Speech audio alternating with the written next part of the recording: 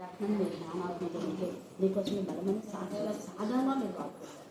దేవ ఆమె కుటుంబంలో ఆమె భక్తులు దేవ పూర్ణ రక్షణ మీరు దయచండి. ఫస్ట్గా మీరు ఇస్తారని నేను నమ్ముతున్నాను. దేవ కనికరించండి, వాళ్ళ తల్లిలో మార్పు దాయించండి, వాళ్ళ అన్నల్లో మార్పు దాయించండి, దేవ అన్నలో పశ్చాత్తాపం దాయించండి ప్రార్థిస్తున్నాను. ఇంత చిన్న ప్రమాణం కూడా మీరు దీవించండి కదా. దేవానికి వర్ణాలకు విషయం మాకు దేవాన్ని జ్ఞాపకం తీసుకుంటారు. మీకు స్తోత్రం, మీకు స్తోత్రం, మీకు స్తోత్రం. వేచి చెప్పాలన్న ప్రార్థిస్తున్నాం తండ్రి. అన్నయ్య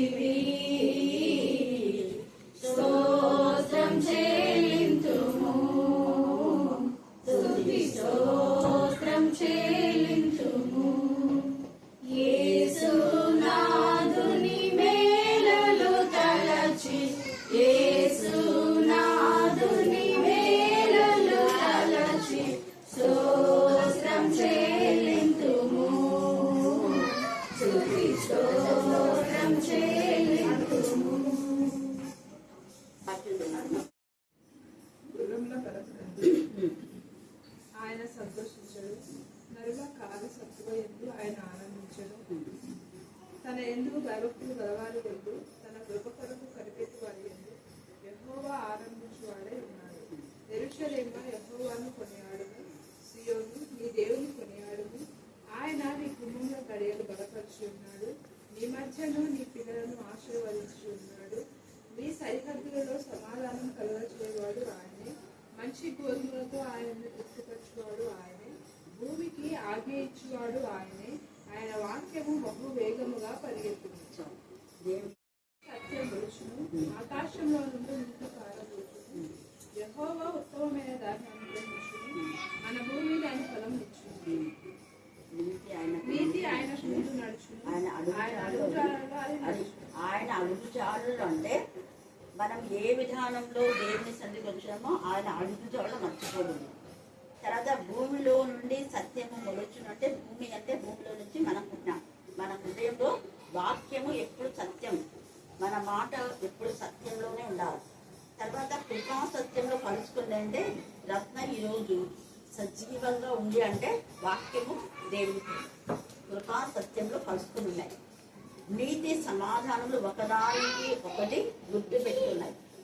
ఈ అర్థం ఏంటంటే నీతి సమాధానం దేవుని పైన మనం ఆనుకున్నప్పుడు మనకు సమాధానం వస్తుంది.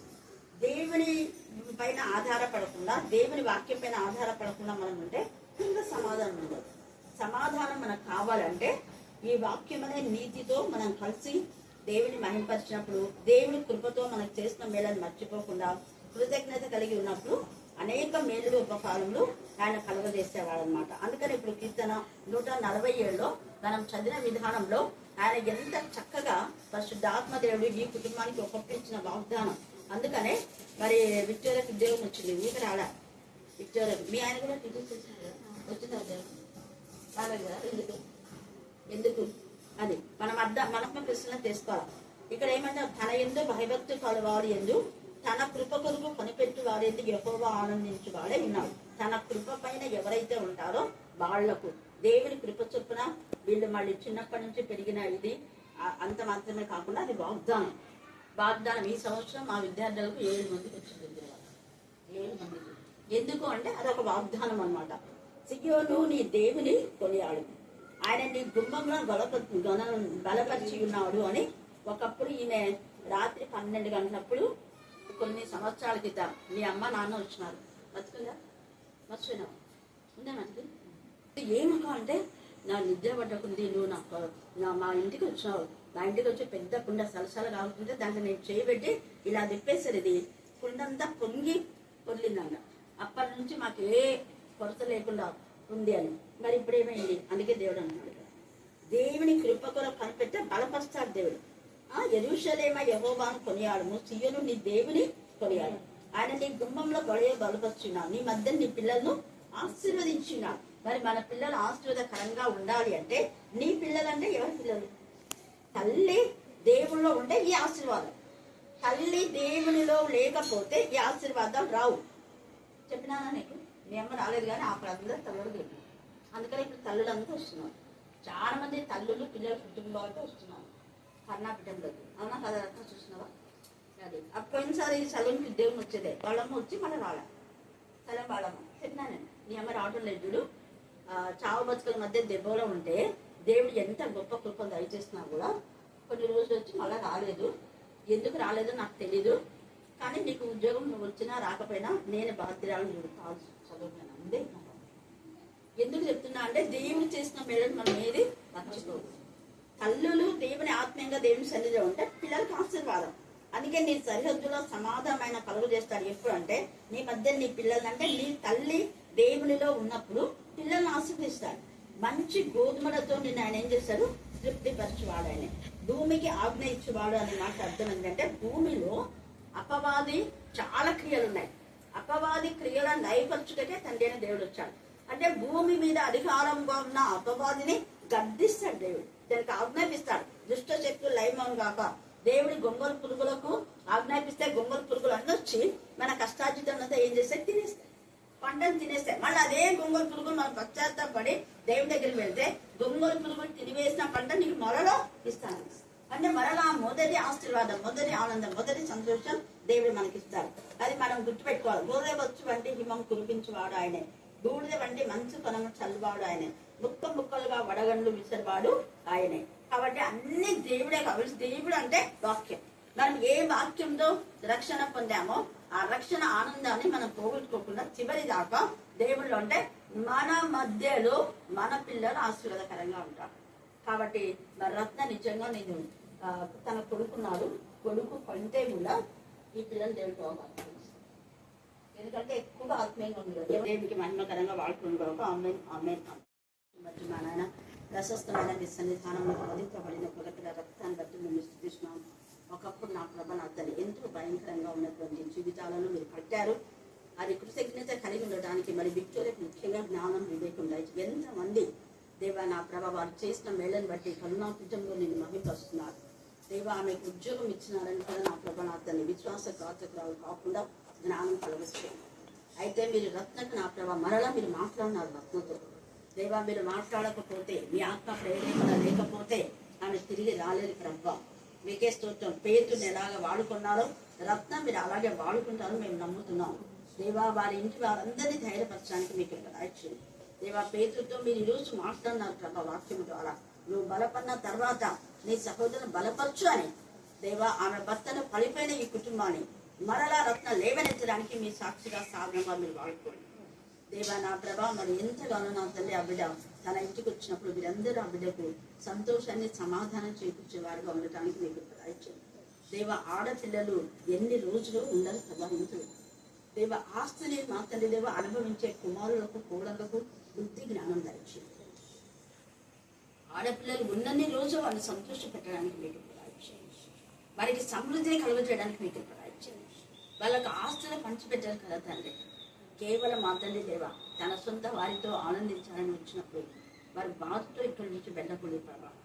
వారు బాధపడితే వారి తదనంతరం వారి పిల్లలకు అదే బాధ వస్తుంది. ఏ కొలత కొలుస్తో అదే కొలతని మీరు చెప్పారు.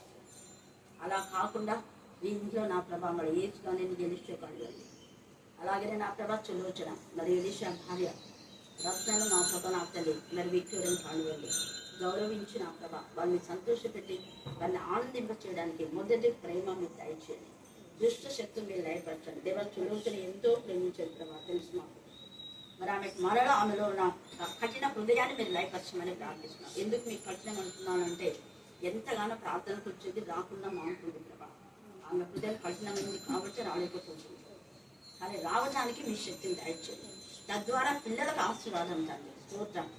ఇక మీద ఆమె పిల్లలు నా ప్రభా మీ ఎందుకు భయభక్తి కలిగి వాక్యంలో ప్రార్థనలోని ఎదగాలని మేము ఆశపడుతున్నాం. దేవా వ్యర్థమైనటువంటి వాటిని బిడ్డలు ఆశించకుండా ఉన్నత చదువులు చదవడానికి మార్గం చాలా చేయమని యేసు శక్తిగల నామమున ప్రార్థిస్తున్నాం తండ్రి. ఆమేన్, ఆమేన్, ఆమేన్. మాట్లాడండి తండ్రి. దేవా వారి భార్య విషయంలో కూడా మీకు ఆమె మంచిగా మారు మనసు ఉంటే నడిపించండి, లేదంటే వేరు చేయమని ప్రార్థిస్తున్నాం. దేవా మీ చిత్తం ఎలాగుంటే అలాగే మీరు నడిపించండి. దేవా అరుణమ్మ కన్నీటిని పెట్టించండి, ఆమె బాధ నివారించండి. దానిలకు ఆరోగ్యం బలం శక్తి పెట్టాయి. అందులో ఉన్న ప్రతి బలకింద కొట్టివేయండి ప్రభా. డోర్గా కుటుంబాన్ని నా తల్లి మరి ఒక కొడుకు ఒక కుమార్తె ఉంది ప్రభా. అరుణ కష్టాలతో మీరు ఎంత కష్టపడుతుంది ఆయన పెళ్ళైనప్పటి నుంచి తండ్రి. వీళ్ళని కనికరించండి, కనికరించండి, కనికరించండి, కనికరించమని యేసు శక్తిగల నామమున ప్రార్థిస్తున్నాం తండ్రి. ఆమేన్, ఆమేన్, ఆమేన్. ప్రభా మీ జ్ఞానాత్మతో మరి నింపండి. చిన్న కుమారుని కూడా మీరు దీవించండి దేవా. బిడ్డ ఈ ఇద్దరు పిల్లల కోసం ఎంత తాపత్రయపడింది ప్రభా.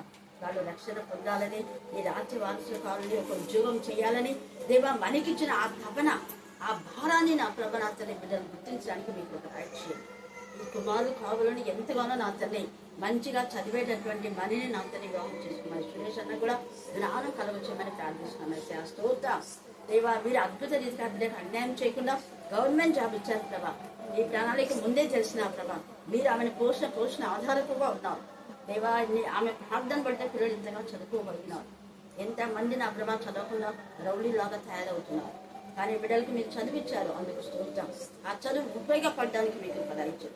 దుష్ట శక్తులన్నీ కూడా మీరు రాయపరచారు దైవానికే వందనాలు చెల్లిస్తూ మీ నెమ్మది సమాధానం కాపులు కూడా దయచేమని దేవా. నా అతన్ని మరి సలువుని మా అతని హక్కును కూడా మీరు జ్ఞాపకం చేసుకుని సాత్విక అన్ని రాయపరచారు. ఏ శ్రావణ ప్రార్థిస్తున్నాం తండ్రి. ఆమేన్, ఆమేన్.